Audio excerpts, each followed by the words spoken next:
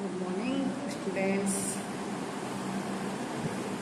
स्वास्थ्य शिक्षण संकुल की इस ऑनलाइन वीडियो में मैं शिवानी जादौन आपका स्वागत करती हूँ। आज हम पढ़ेंगे कक्षा 5 की विषय हिंदी टेक्स्ट बुक पार्ट 6 कबीरवड़ से विमलेश्वर। इसमें नर्मदा नदी के बारे में विस्तृत जानकारी दी गई है। शुरुआत के पैराग्राफ में गुजरात में आने के बाद नर्मदा का स्वरूप कितना बदल गया है।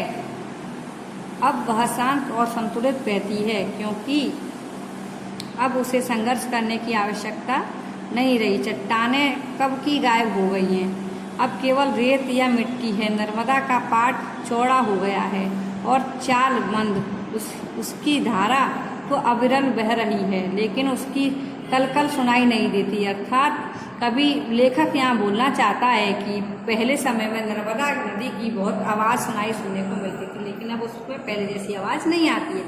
वह इतनी शांत बहती है कि उसकी पदचाप तक सुनाई नहीं देती है। नर्मदा बोलने कम और सुनने ज़्यादा लगी है। अब वर्ण विहार नहीं रहा, पहाड़ों से लुका छुपी का खेल नहीं रहा।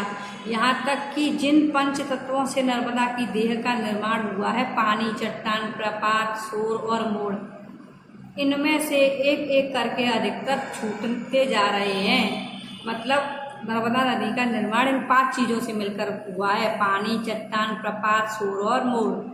सबसे पहले इनमें से छूटा प्रपात, इसके बाद चट्टान, चट्टान के साथ ही शोर भी चला गया था।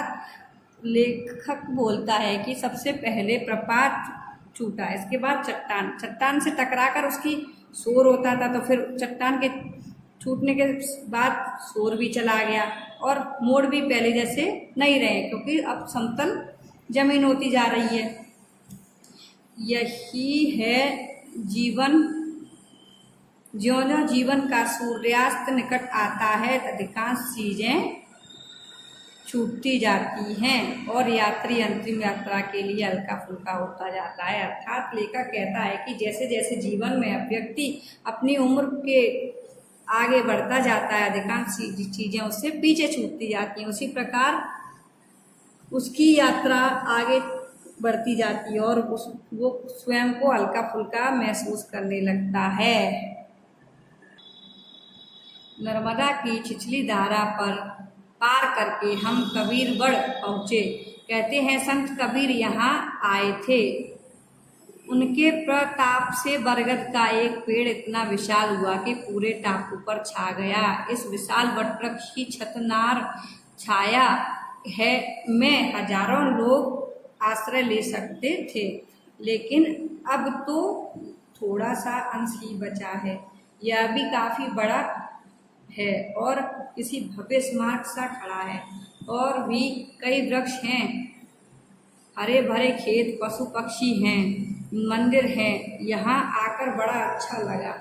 बड़ा एकांत है। यहाँ टापू में रात्रि निवास का यह प्रथम अवसर है। कबीर लेखक बोलता है कि यहाँ पे संत कबीर यहाँ एक बार आए थे, तो उनकी ऐश्वर्य की उनकी ख्याति की वजह से पूरे वट वृक्ष एक पूरी टापू पर छा गया था।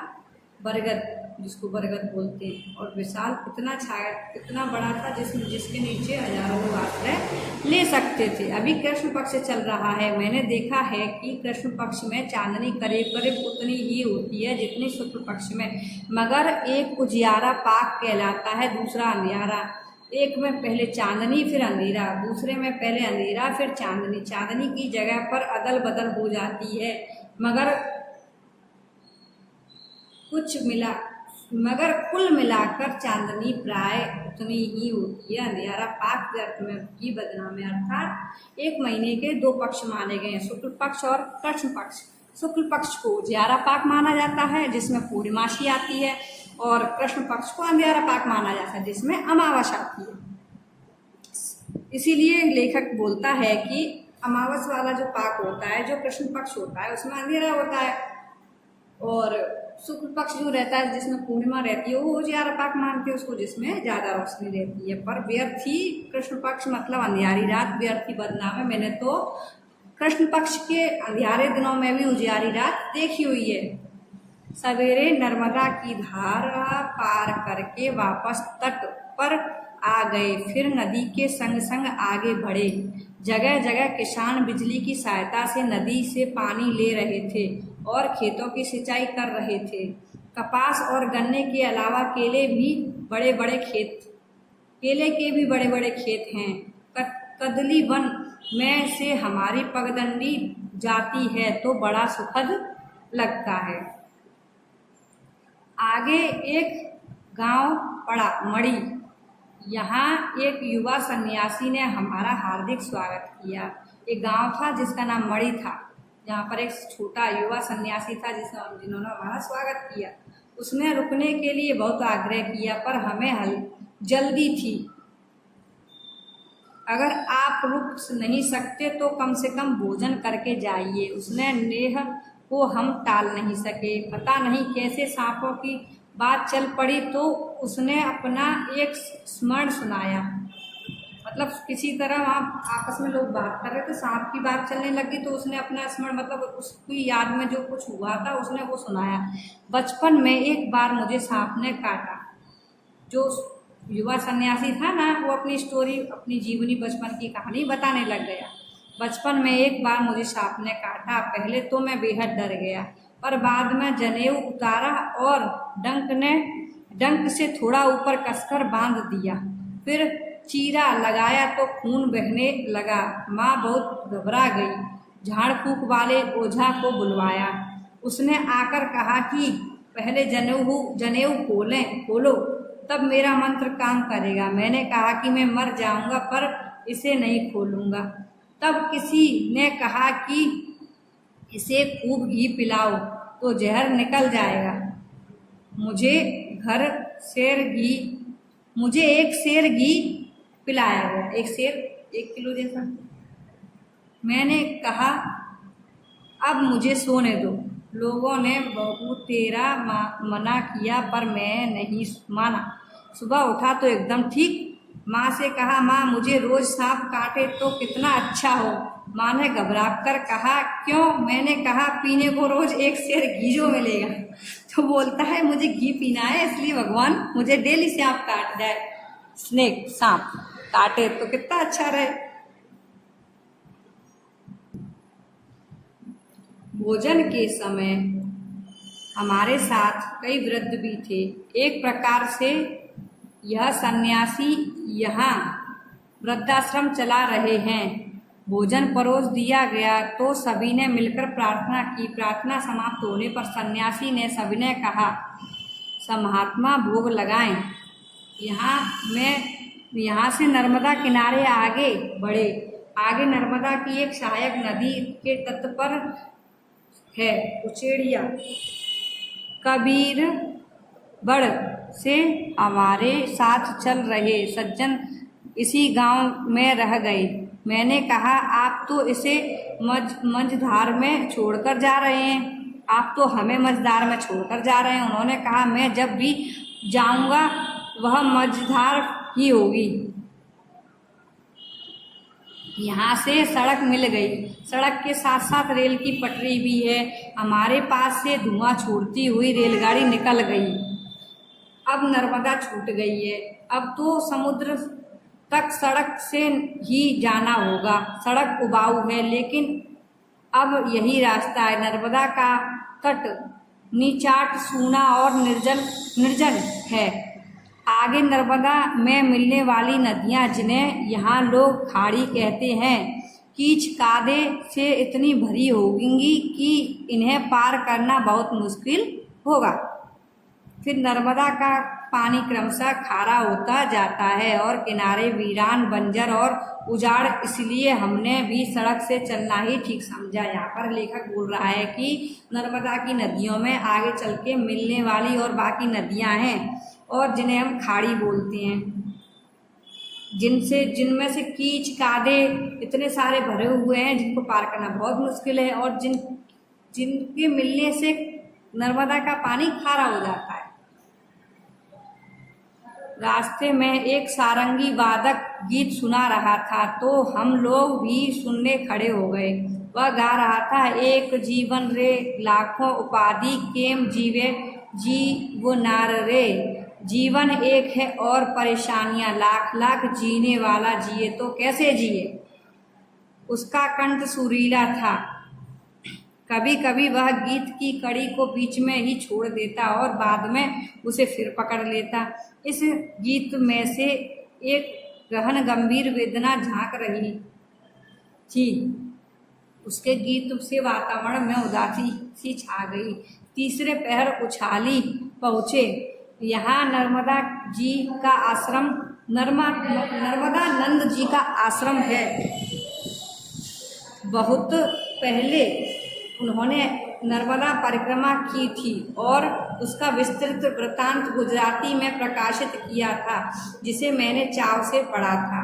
उनसे मिलने की बड़ी इच्छा थी, पर वे वहीं बाहर खड़े गए हुए थे। वे कहीं बाहर गए हुए थे, इसलिए उनके दर्शन ना कर सका। रात हम उनके आश्रम में ही रहे। गांव के लोगों ने हम लोगों की सुख सुविधा का पूरा ध्यान रखा। यहाँ भी खूब मोर हैं। हम उन्हें पास से देखते रहे। दूसरे दिन दोपहर में से पहले पड़ा अंकलेश्वर। यह नर्मदा से प्राय 10 किलोमीटर दूर है। इसके आसपास प्राकृतिक गैस व तेल के कुएं हैं, इसलिए यह एक बड़ा औद्योगिक नगर हो गया है। यहाँ के तेल के कुओं की लपटें रात के आकाश की रक्त रंजित करती जान पड़ती हैं। रात संजोद में रहे, सुबह चल दिए। दोपहर में हांसोट पहुँचे। अनिल अब और आगे नहीं चल पा रहा था। वह रास्ते में बार बार रुकता, लंगड़ाता हांसोट तक आस गया था, पर अब आगे चलना उसके बस की बात नहीं थी। चप्पल उसे काट रही थी, इसलिए अंकलेश्वर से उसने कैनवस के जूते खरीदे थे। अब वे भी बुरी तरह से काट रहे थे। लाचार होकर अनिल और मलय ने यहाँ से बस पकड़ी में और श्यामलाल पैदल चले। डामर की सड़क में भमका निकल रहा है और श्यामलाल नंगे पाँव है। हम दोनों खूब तेज चल रहे हैं, जैसे कहीं आग बुझाने जा रहे हो। सीधी सपाट सड़क अंतहीन सी लग रही है। दोनों ओर विलायती बबूल की झाड़ियां हैं। इसके कांटे बड़े खतरनाक होते हैं। थकान से चूर पर खुशी से भरपूर हम तीसरे पहर कतपोर पहुँचे। कतपोर नर्मदा तट का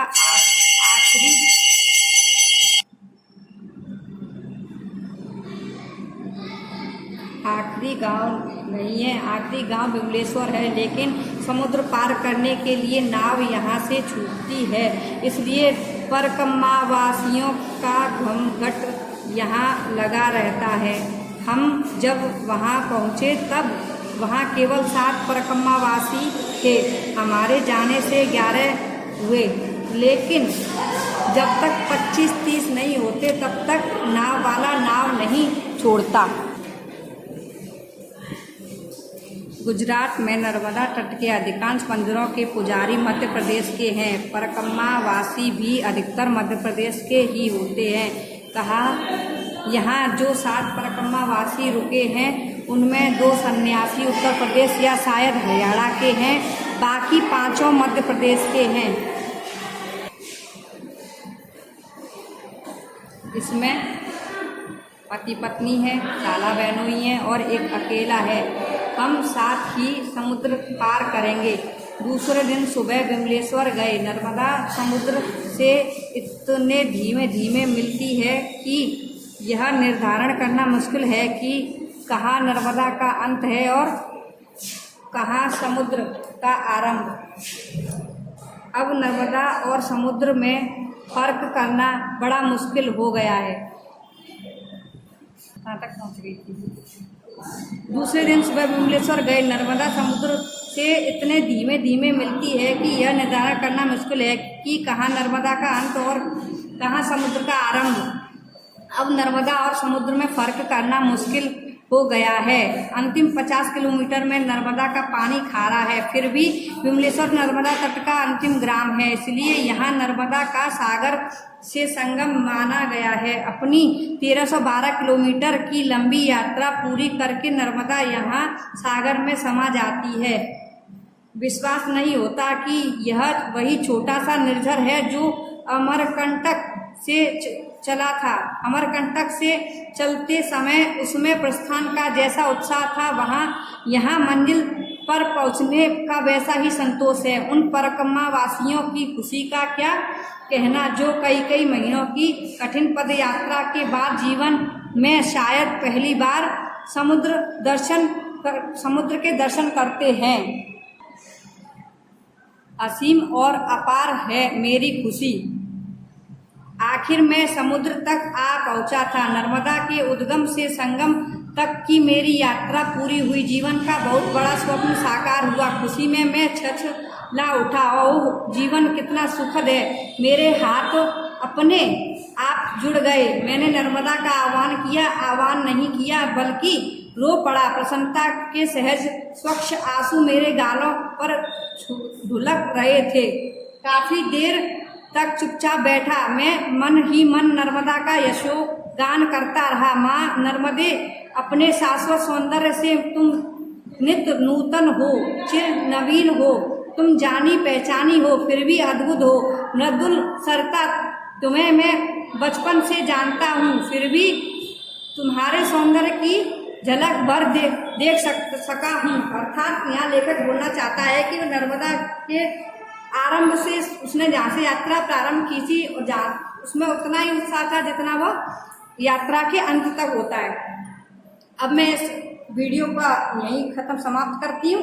आगे के स्वाध्याय में इसके प्रश्नोत्तर का मैं आपको निवारण करूँगी। जय गायत्री।